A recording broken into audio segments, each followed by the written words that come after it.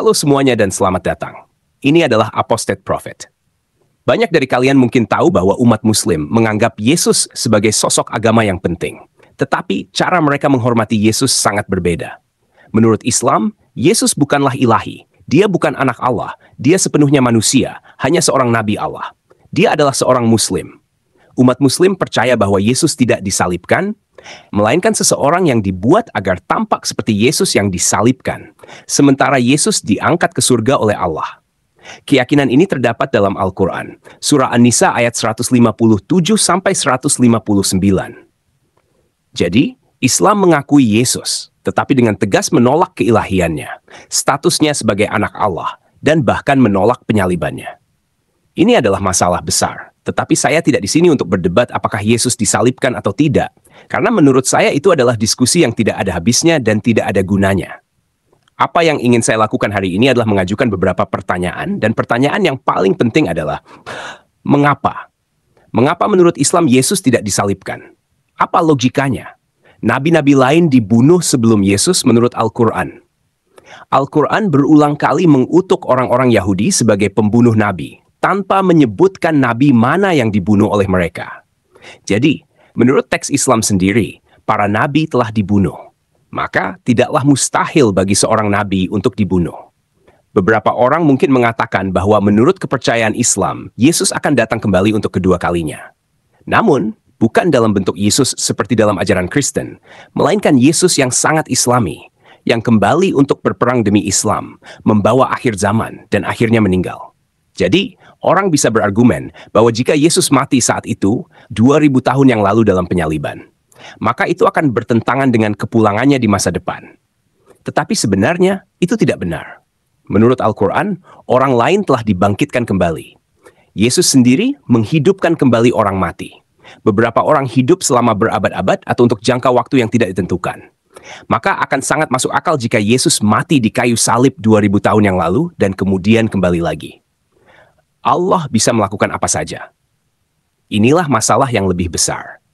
Gagasan Islam bahwa Yesus tidak disalibkan, tetapi seseorang disalibkan menggantikannya, sebenarnya adalah gagasan yang sudah ada sebelum Islam, dalam sekte-sekte tertentu, dan kepercayaan sesat dalam kekristenan. Penolakan terhadap penyaliban, keyakinan bahwa Yesus tidak disalibkan, dan hipotesis substitusi bahwa seseorang lain dibunuh menggantikan Yesus adalah gagasan yang ditemukan dalam kepercayaan Kristen Docetis atau Gnostik, atau gerakan seperti Bogomilis atau Monofisit, yang percaya bahwa Yesus sepenuhnya ilahi, bukan sepenuhnya manusia, atau bukan bagian dari manusia. Namun, yang membedakan mereka dari gagasan Islam adalah bahwa mereka memiliki alasan untuk percaya bahwa Yesus tidak dibunuh. Apa yang dimiliki oleh semua gerakan dan kepercayaan ini adalah keyakinan bahwa Yesus itu ilahi atau memiliki sifat yang berbeda.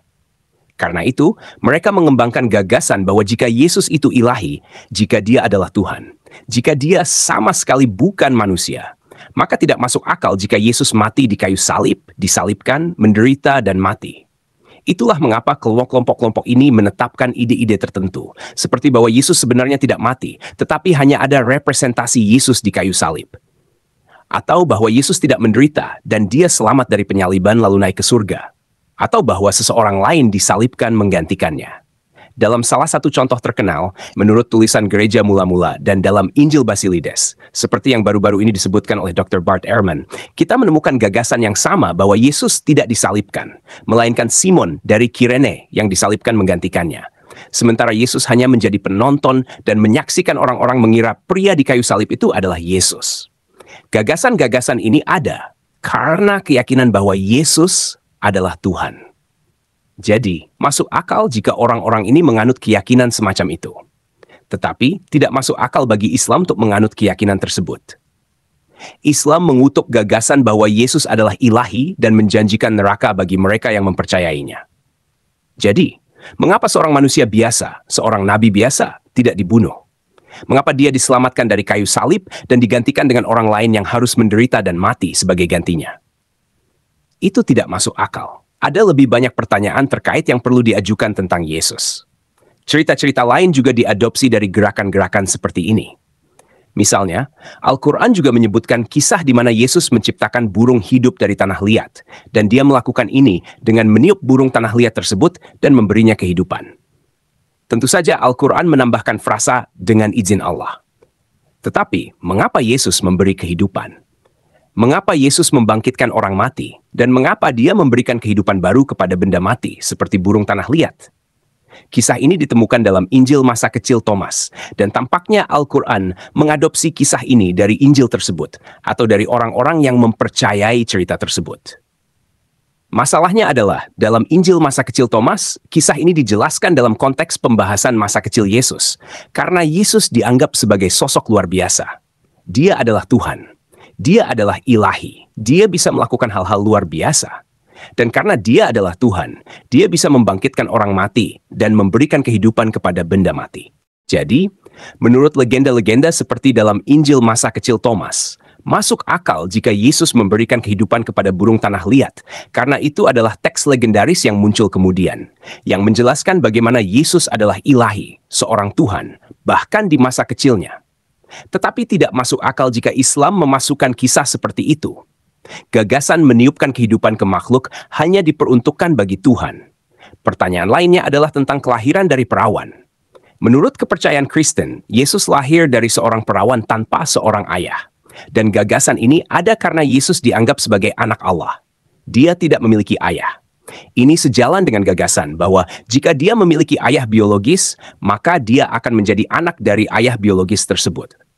Tetapi karena dia tidak memiliki ayah biologis, hal ini menunjukkan bahwa dia dilahirkan melalui mukjizat sebagai anak Allah. Itulah mengapa kisah kelahiran dari perawan ada dalam kekristenan. Lalu, mengapa kisah ini ada dalam Islam? Mengapa Yesus lahir dari seorang perawan? Itu tidak masuk akal. Tidak ada orang lain yang mengalami hal itu, kecuali manusia pertama. Beberapa Muslim ingin mengatakan bahwa ini hanya untuk menunjukkan mukjizat dan menunjukkan bahwa Yesus itu suci, seperti manusia pertama. Tetapi apa gunanya? Mengapa hal yang sama tidak dilakukan untuk nabi-nabi lain, untuk semua nabi? Mengapa ini tidak dilakukan untuk nabi yang paling agung menurut Islam, yaitu Muhammad? Mengapa hanya untuk Yesus? Kelahiran dari perawan adalah alasan utama bagi orang Kristen untuk percaya bahwa Yesus adalah ilahi dan bahwa dia adalah anak Allah. Apakah Allah ingin membingungkan umat manusia dan membuat mereka percaya bahwa Yesus adalah anak Allah? Karena jika iya, maka itu berhasil dengan sangat baik. Kisah kelahiran dari perawan ini juga diadopsi dari kisah-kisah Kristen. Selain itu, dalam Al-Quran, Yesus berbicara dari buayan ketika masih bayi, sebuah gagasan yang juga ditemukan dalam teks-teks legenda Kristen, untuk menunjukkan betapa luar biasanya Yesus. Mengapa Yesus melakukan itu dalam Islam? Apa gunanya?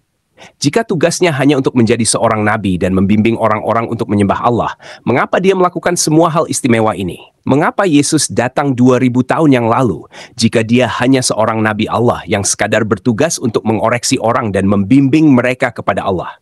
Mengapa dia datang tidak melakukan apa-apa, lalu pergi? Jika dia adalah Mesias, apa fungsi Mesias dalam Islam? Dan sebagai seorang Mesias, mengapa dia datang saat itu dan tidak melakukan apa-apa menurut Islam, kecuali menyebabkan masalah dan menciptakan agama palsu terbesar di dunia, yaitu kekristenan? Kebangkitan adalah salah satu perdebatan terbesar di kalangan orang Kristen sejak kekristenan awal. Kristologi berpusat pada pertanyaan, mengapa Yesus disalibkan? Mengapa dia bangkit kembali? Apa makna dari peristiwa itu? Apa sifatnya? Dan sebagainya. Orang-orang membentuk berbagai macam gagasan karena ini. Ketika kebangkitan adalah masalah besar, mengapa Islam datang dan mencoba menjelaskan sesuatu tetapi sama sekali tidak membahas kebangkitan? Islam hanya mengatakan bahwa orang mengira mereka telah membunuh Yesus, tetapi sebenarnya mereka membunuh orang lain, dan Allah mengangkat Yesus ke surga. Oke, lalu apa gunanya semua itu? Rencana Allah dalam hal ini justru menciptakan kekacauan besar dan lagi-lagi menyebabkan lahirnya agama palsu terbesar di dunia, yaitu kekristenan. Jadi, dengan membiarkan orang percaya bahwa Yesus dibunuh, tetapi sebenarnya menggantinya dengan orang lain yang mirip dengannya, Allah menipu umat manusia dan membuat mereka mengikuti kepercayaan yang salah serta terlibat dalam perdebatan yang sia-sia. Apakah ini rencana besar yang gagal?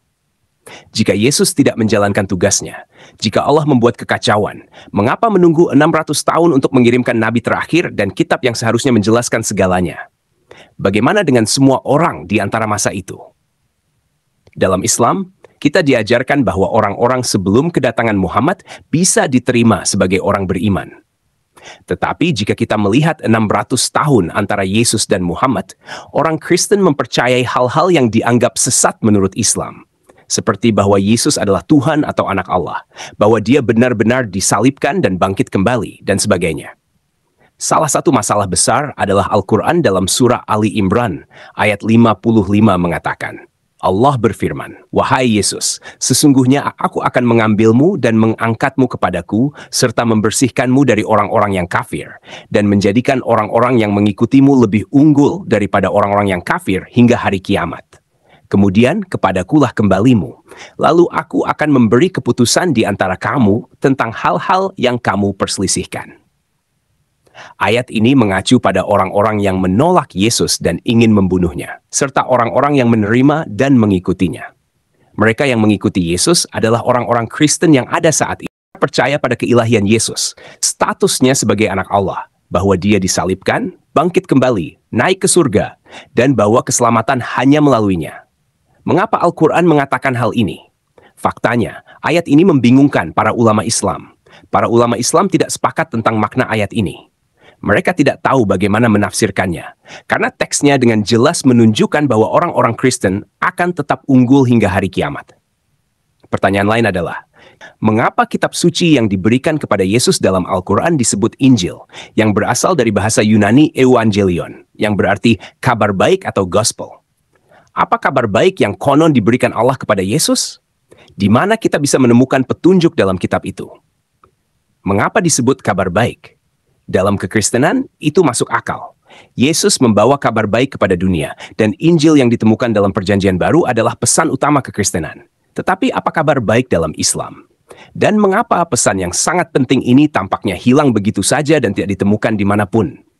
Mengapa Al-Quran mengatakan bahwa orang Kristen hanya perlu mengikuti Injil yang mereka miliki?